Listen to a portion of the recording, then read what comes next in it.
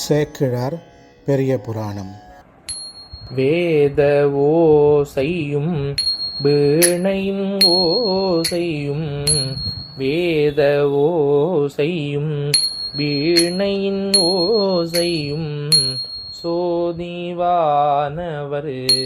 தோத்திர ஓசையும், சோதிவானவர் தோத்திர ஓசையும், மாதர் ஆடல் மணிமுழவோசையும், மாதர் ஆடல் மணிமுழவோசையும், கீத ஓசையுமாய் கிளர்வுற்றவே, கீத ஓசையுமாய் கிளர்வுற்றவே,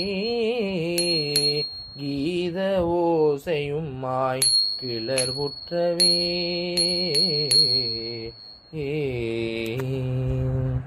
திருச்சிற்றம்பலம்.